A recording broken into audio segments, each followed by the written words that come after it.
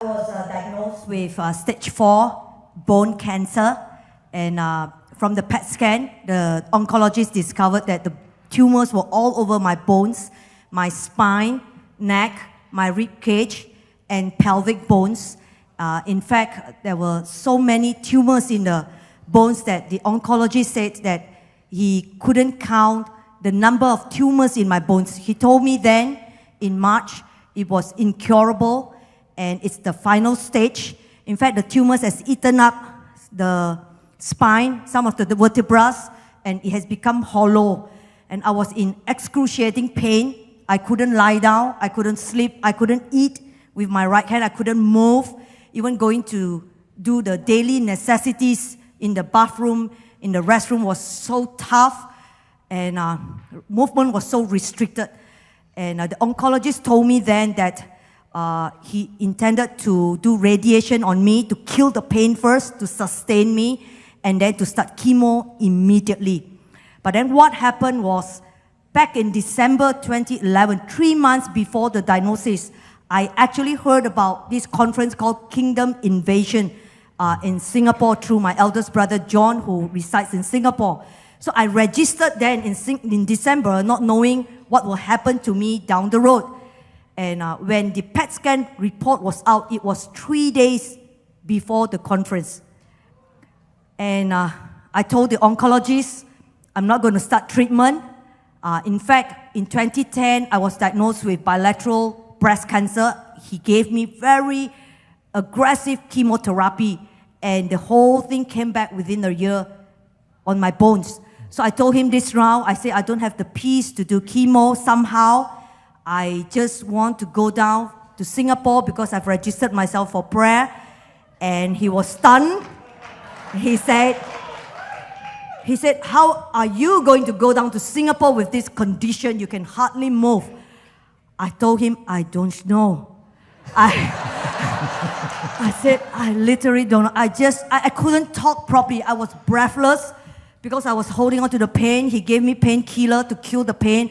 I told him this, I said, I just know that I needed to go down to Singapore. That's all. Then he said, I don't know. It has to be your own decision. I have nothing to do with it. But this is what I need to tell you, is that you don't have much time left.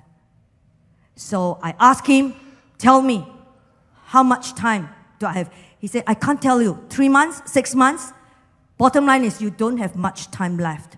So I told him, okay, I take responsibility over my own decision, I'm going. So somehow, the flight down was a miracle. I prayed really hard, my husband prayed really hard, my brother prayed really hard. I said, I'm not sure how I'm going to fly down because bit of movement was killing.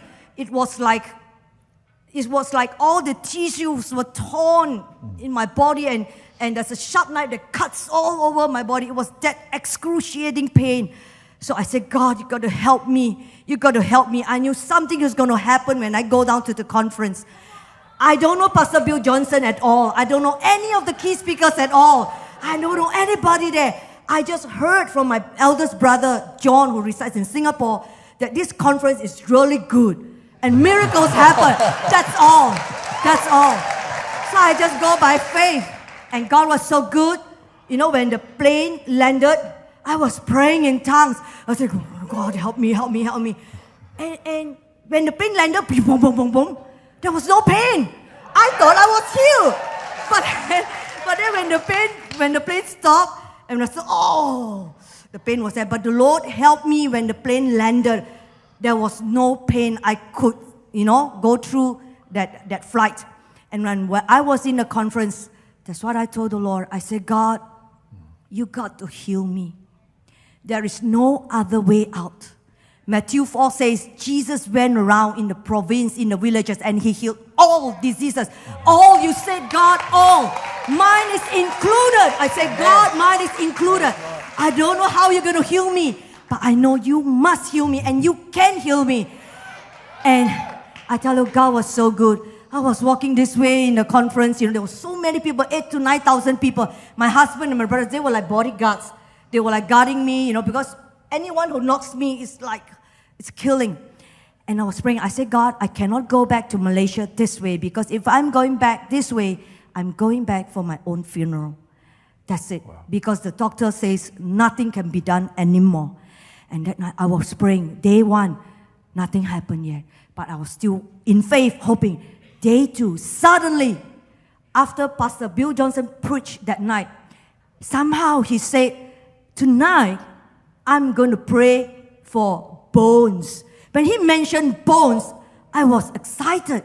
I said, God, it has to be my night. It has to be my night. And then Pastor Bill Johnson started to operate in word of knowledge. He started to call out, sicknesses, different kinds of bone diseases. I was paying attention. I was holding on to the pain and waiting for attention. I said, God, you have to be specific so that I know. So that I know it's me. You're going to heal me. It has to be specific. And suddenly, after one sickness after another, the Pastor Bill Johnson called out.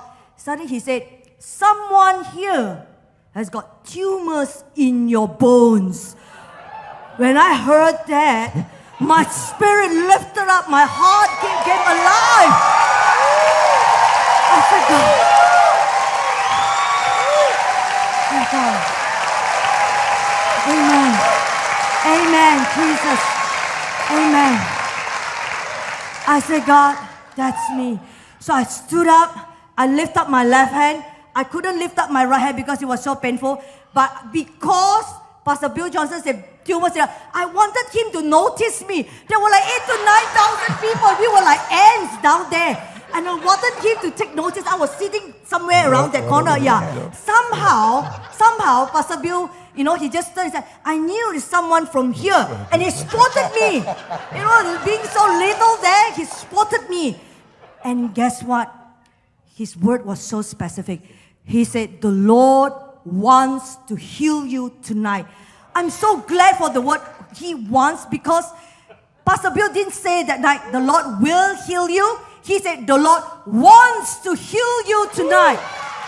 That was such a powerful word, like a sword, piercing into my spirit and my soul. And I received that word that night, and that excruciating pain starts to reduce. I felt sensation all over my back. It was like electricity all over my back. And that night itself, those who were healed, we were encouraged to start to do the movement that we couldn't do. So I took the step of faith to start moving my body. It was so tough to move. But that night, after prayer, I started to move. I started slowly because I was so afraid of the pain. It kills. The pain really kills. And then when I moved it, I realized that, hey, things are different now. and then I told the people around me, hold on there. Don't pray yet. I want to try my left side. And I started to move. I said, I can move. And then I said, hold on. I couldn't lift up anything. And I have a pink bag. So I said, hold on, don't pray yet. I'm going to try. And I started lifting up the bag. I can do it. I can do it half the height. And I couldn't be bothered about people sitting around me because of the pain. I don't even know who sat behind me. But that night after prayer, I started to move. And I can see the Chinese girl sitting behind me. I said, great. I said, things are happening. I thought it was good. But the people around me reminded me, the speaker says that if God heals you, it has to be like, if you feel like it's 80%, then, it really works. And I desired for the 80%. And people started to pray, and I started to try it again, and I was able to lift up my hand up that night. It was amazing. It was amazing. Just last week, on the 15th of December, as I do my devotion, the Lord gave me Psalm 105.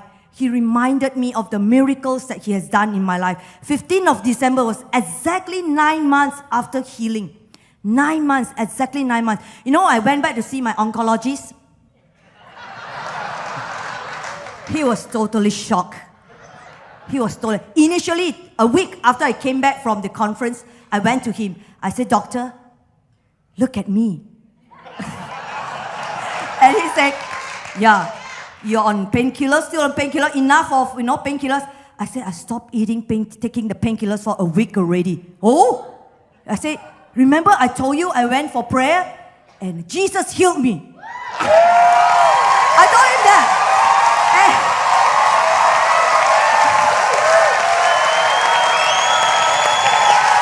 Oh God. Amen, amen, amen. Glory to Jesus. Glory to Jesus. Glory to Jesus. Amen. Amen. Amen. You know, it was stunning. It was stunning. And the doctor said, he said, somehow the pain may come back. I said, I don't think so. and then he was pretty skeptical. And then somehow he said, I know where you are getting to. I have no comments about that. You know, just be aware if the pain comes back, you know, just take back. I said, okay, but I believe the pain is gone. But somehow I said, my bones were very tight. I couldn't explain. I said the bones were tight, but it wasn't the excruciating pain. Because of that, I told him I'm able to drive to the hospital myself. Because prior I couldn't drive. I couldn't do anything else already. I was like paralyzed. In fact, the doctor warned me that, you know, of getting into paralysis because of the bone. Now, thereafter, that day itself, I did a blood test. Actually, the blood marker search, we couldn't explain. That's why the doctor was also skeptical. 2 months after that, I started to feel that the tightness starts to ease, breathlessness starts to reduce. Yeah. And I went back to the oncologist again, my same oncologist. I said, hi, doctor. Look at me. I feel much better now. He said, really? He said, okay, we will do a blood test and see what happens. And the blood test report came out. The blood report, everything was normal.